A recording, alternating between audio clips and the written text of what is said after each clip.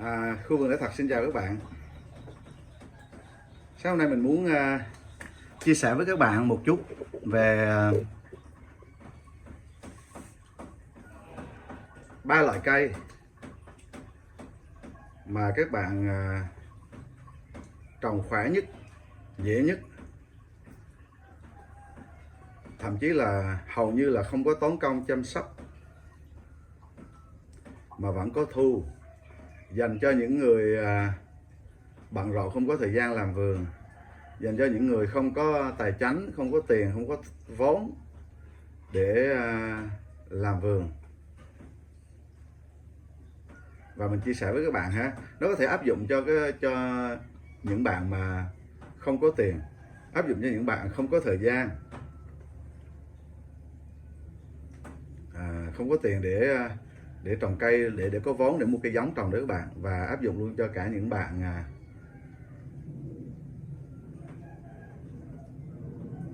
không có nhiều cái kỹ năng trồng trọt. Thì bây giờ mình chia sẻ để các bạn có thể tự tin trồng cây trong khu vườn và nhận được cái kết quả tốt ha. 3 cây mà mình muốn liệt kê và chia sẻ ra lúc này đó là gồm cây đầu tiên là cây điều, cây thứ hai là cây mít và cây thứ ba là cây bơ. Và cứ xếp theo cái thứ tự như vậy, và mình sẽ nói vì sao chúng ta sẽ trồng như vậy. Đặc biệt là khi bạn trồng vườn rừng thì cây điều là cây chịu nắng rất tốt, và các bạn đến mùa mưa các bạn chỉ cần nhét cái hột nó xuống thôi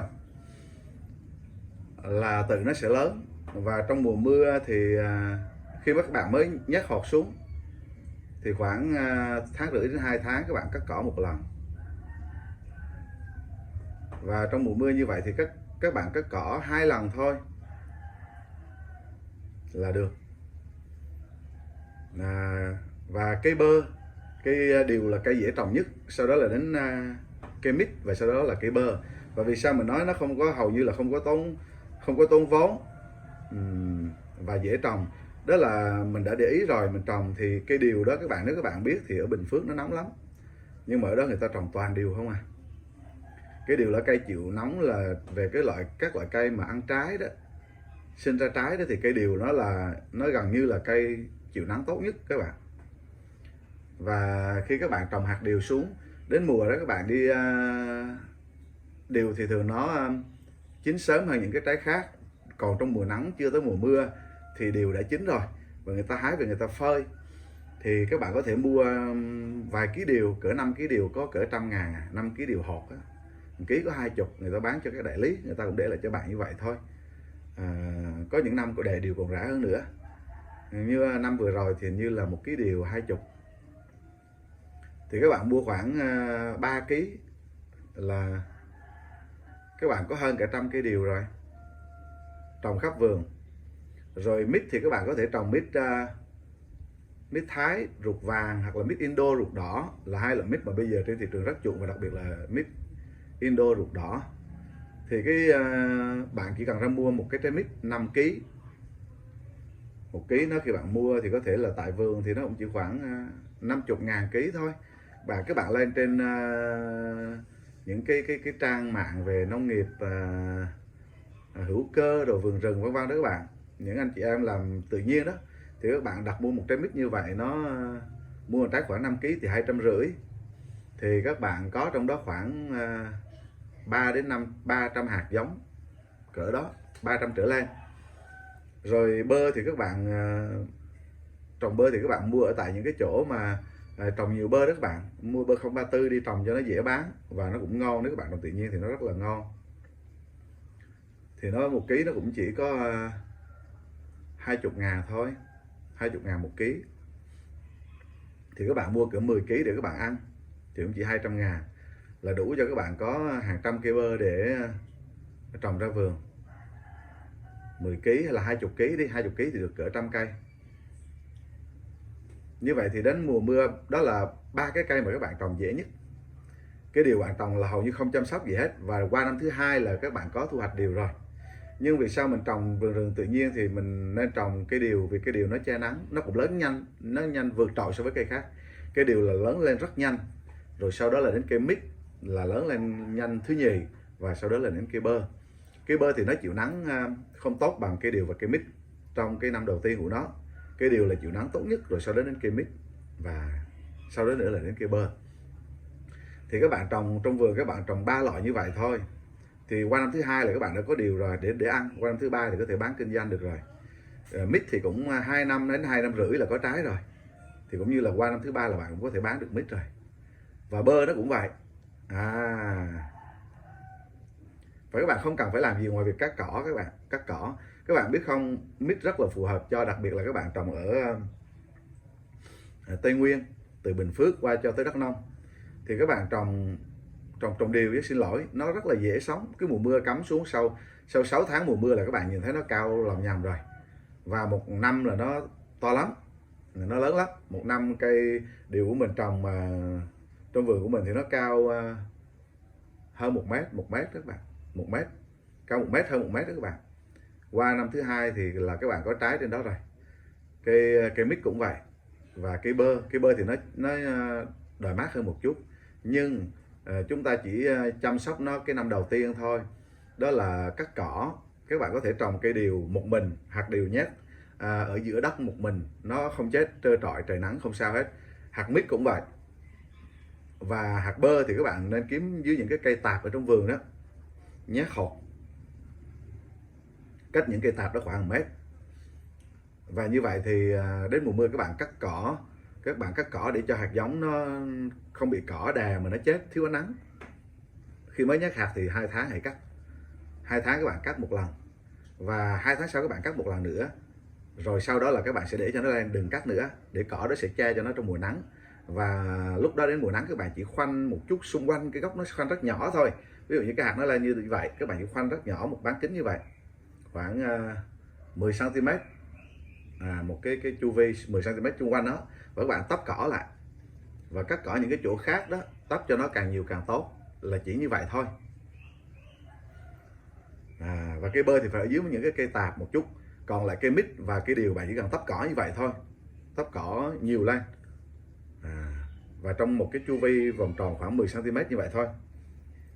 Thì năm nào bạn cũng làm như vậy. Năm đầu tiên thì bạn làm như vậy. Qua năm thứ hai, nếu bạn bận, bạn không có thời gian, bạn chỉ cắt cỏ thôi, không cần tấp, thì điều và mít vẫn lớn.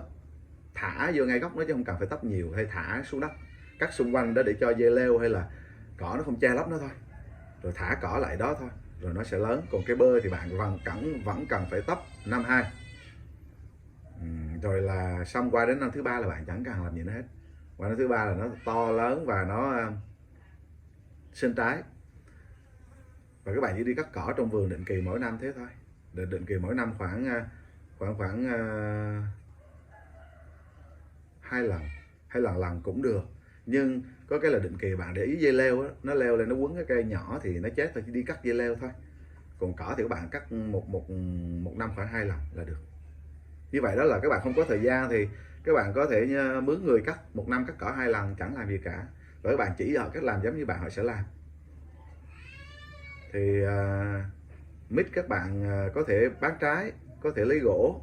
Nếu các bạn muốn lấy gỗ và lấy trái luôn thì các bạn cứ tỉa cái cành xung quanh nó cho nó cao thẳng lên, thì cái thân nó vẫn mang trái ra và cây nó cao lên để về sau tương lai có thể bán gỗ. Còn bạn trồng cây điều lên là để cho nó che cho cái vườn mát trước đã. Và nếu như theo thời gian bạn không thích điều nữa thì cái điều nó làm cây tiên phong lên để cho nó che mát cho khu vườn, vì nó lớn nhanh lắm các bạn. Nhưng mà sau đây này thì nó phát triển rất là lớn, nên nó lớn rất nhanh. Sau này bạn không muốn nữa thì bạn cắt nó để thả xuống làm sinh khối tốt cho khu vườn. Nhưng mà khi nó mát lên rồi, bạn muốn trồng thêm những cây khác rồi vào rất là dễ. Nó mát lên rồi thì các bạn có thể trồng những cây khác mà các bạn thích, ví dụ như là cà phê hay là tất cả những cây ăn trái khác. Nhưng 3 cái cây mà mình muốn chia sẻ đây là 3 cái cây mà bạn không tốn nhiều thời gian chăm sóc, không tốn vốn, mua về ăn thôi rồi bỏ xuống thôi. Và 3 cái cây dễ sống nhất và có thu nhập. Các bạn không tốn phân, không tốn thuốc. Và đặc biệt là đó là những cái cây gọi là cây địa phương, nó rất là phù hợp trên cái đất, đặc biệt là từ Bình Phước cho đến Đắk Nông, Đắk Lắk. Nói chung là khu vực Tây Nguyên. Thì bạn không có thời gian hoặc là bạn không có vốn, thì đó là 3 cái cây bắt đầu tiên phong cho bạn có phân trong vườn, có trái để bán và không tốn thời gian để chăm sóc nhiều. Rồi sau đó khi nó mát rồi thì các bạn sẽ trồng thêm những cái cây mà bạn ưa thích. Nếu các bạn muốn thêm một chút lương thực nữa thì các bạn trồng vài cây chuối trong vườn, khoảng 10-20 mét bạn trồng một bụi, thì trong một năm là bạn có chuối rồi. Và một cây chuối như vậy một năm nó nhảy ra 3 cây hoặc là 4 cây. Và ở dưới đó nữa các bạn muốn trồng có cái gì đó ăn nữa thì mua khóm, mua dứa đó. Miền Bắc thì gọi là khóm, miền Nam thì gọi là dứa, và miền Trung thì gọi là thơm, trái thơm. Và các bạn trồng thêm ở dưới đất đó, mảng trống đó, nó cũng chịu nắng rất tốt, chuối và thơm nữa. Đó là tất cả những cây chịu nắng mà bạn có thể trồng xuống và không cần chăm sóc ngoài việc cắt cỏ thôi. Các bạn nghĩ rằng bơ bây giờ người ta thu hoạch 20.000 một ký, một cây bơ lớn lên 1 tạ là bình thường. Mà bạn có 100 cây thì bạn cũng được 1 tấn, thì bạn cũng có được 10 tấn. 10 tấn thì các bạn vẫn có được 200 triệu bình thường. Và mít và điều mà các bạn để không có thời gian làm cho tốt vườn, năm có các bạn trồng qua năm thứ 3 là các bạn có bơ bán rồi. Còn nếu để thêm nữa theo thời gian, năm thứ 4, năm thứ 5, năm thứ 6 thì lúc đó những cái bơ của bạn một năm không cần làm gì cả, các bạn không cần làm gì cả ngoài cắt cỏ, thì nó cũng cho bạn vài trăm triệu rồi. Ví dụ như 100 cây bơ trên một hecta, bạn trồng 100 cây bơ trên 1 hecta, bạn có thể trồng như vậy, trồng điều, trồng bơ và trồng mít. Và sau đó khi nó lớn lên rồi các bạn có thể, nó mát khu vườn rồi, các bạn có thể cắt bớt điều đi, cắt bỏ điều đi, để rồi lấy cái gỗ đó xuống làm tốt cho đất. Và các bạn trồng sang vào tầng dưới những cái cây mà các bạn mong muốn kinh tế nó cao hơn. Nó là như vậy. Và có thời gian bạn có thể trồng dưới đó những cây ăn quả nào các bạn thích, hay là các bạn trồng cà phê thì các bạn sẽ có mít có năm nó được giá. Và mít thì nó vẫn giá, nó khi bạn trồng vườn rừng hữu cơ thì đồ của bạn không rẻ và không cần phải giải cứu, chỉ cần các bạn chịu khó giới thiệu lên trang Facebook các bạn chẳng hạn, về khu vườn các bạn chụp hình mùa này tới rồi, mùa kia đến rồi, trái ngon vân vân, thì sẽ có những người mua. Và các bạn có thể bán nó trong từ 5 cho đến 6, 7, 80 ngàn một ký mít, tùy theo năm đó giá cao hay giá thấp. Còn bơ thì các bạn muốn bán lẻ ra ngoài cũng được, còn không thì ở đâu nó như năm này thì cứ 20 ngàn người ta đến tận vườn, từ 15 cho đến 20 ngàn người ta đến tận vườn, người ta cắt rồi người ta trở về, các bạn cũng chẳng cần phải làm gì luôn.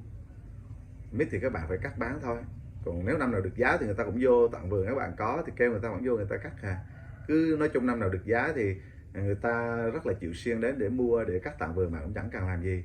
Điều thì rớt xuống bạn lượm, bạn không thích lượm thì bạn để đó thế thôi. Bạn muốn ăn bạn lượm vô bạn ăn, bạn muốn bán bạn lượm vô bạn bán, còn không bạn để đó.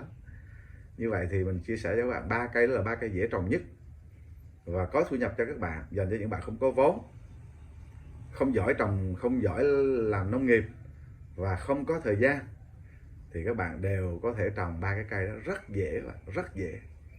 Và nếu như các bạn muốn tham khảo thêm thì xem kênh của mình nhé, những cái cây mà mình trồng bằng hạt đó, rồi trồng bằng hạt 1 năm tuổi đó như thế nào và bây giờ nó lớn như thế nào, các bạn có thể xem qua và sau đó các bạn có thể áp dụng cho khu vườn của mình.